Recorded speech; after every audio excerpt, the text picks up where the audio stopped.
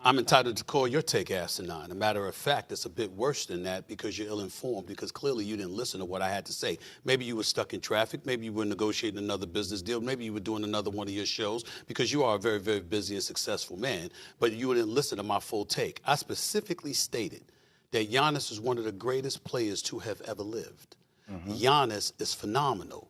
Giannis is going to go down as one of the all-time greats. But when you're that great, and you have one championship on your resume, people are not going to look at you the same.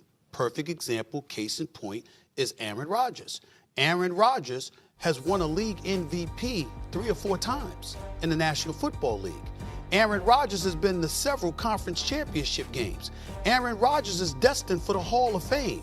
Aaron Rodgers won 1 Super Bowl and has appeared in 1 Super Bowl and hasn't been to the Super Bowl since 2010. And look at how people are talking about him. Why? Because you look at a guy like Brady, you look at a guy like him and Patrick Mahomes and others, and you're saying that Aaron Rodgers' talent was on that level. There's no questioning his greatness and what he brought to the table, but you still find yourself saying, just one? We look at Josh Allen, who doesn't have one yet. We look at Lamar Jackson, who doesn't have one yet. And what do we say? There's an immense amount of pressure. You got football players, current and former, that look at them and they say, yo, what are you going to do? Why? Because they're asking for you to knock down the door. You look at those kind of situations. You brought up Allen Iverson. Well, Allen Iverson carried at 6 feet, 165, carried the team on his back, and the only thing that prevented him from winning the championship was Kobe and Shaq in their prime. But Patrick Ewing didn't win the championship. Hold on.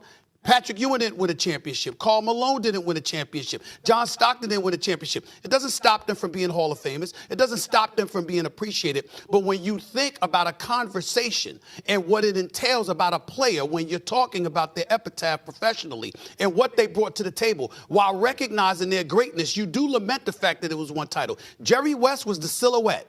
Jerry West went to like 8 or 9 NBA finals, but he had 1 championship. There were people who appreciated his greatness, and then there was others who questioned why was he the silhouette. And they brought those questions into focus because you knew they were so great that you expected more. So sometimes when we look at Kevin Durant, whether it's fair or unfair. Oh, he departed from OKC. He goes to Golden State. He wins 2 championships, 2 NBA Finals MVP. Would have won 3 if he hadn't torn his Achilles, because I believe they would have swept Toronto. What do? We lament what hasn't been achieved. I'm not saying it's fair.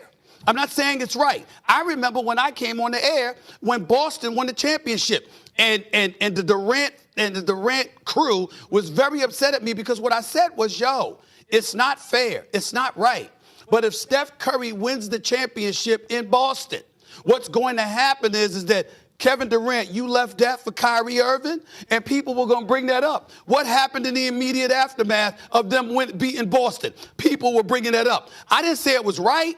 I didn't say it was fair, but knowing the public the way that I do, being a journalist for 30 plus years, understanding what the narratives are going to be, etc., me pointing that out is not me throwing shade on them. You're taking it as if I threw shade on Giannis, and I'm doing no such thing. I'm recognizing his greatness. I'm simply saying if he only has 1 championship to show for it, and you're going home in the first round every other time like they have the last 2 or 3 years, people are not going to talk about him in the way he deserves to be talked about because the 1 championship is all he has to show for it. Well, that's just reality. I'm not saying it's right, but it's reality. But Stephen A., you drive these narratives. You drive the narrative. That's not true.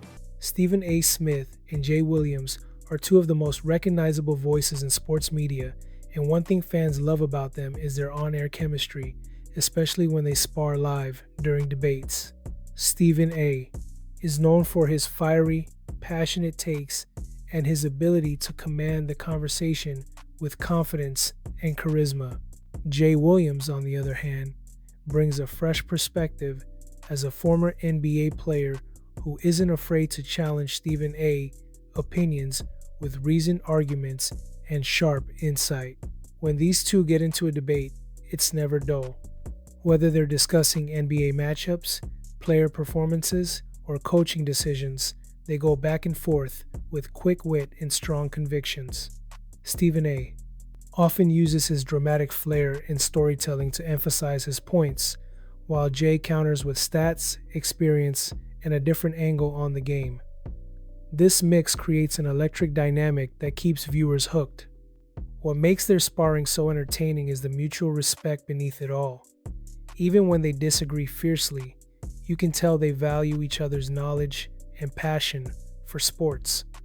Their debates aren't just about proving who's right. They push each other to think deeper and sometimes even reconsider their own views. It's like watching two experts battle it out, but with a level of professionalism and humor that makes it fun to watch. Fans appreciate that their discussions are real and unscripted. Neither Stephen A. nor Jay holds back, and that authenticity makes their on-air moments memorable.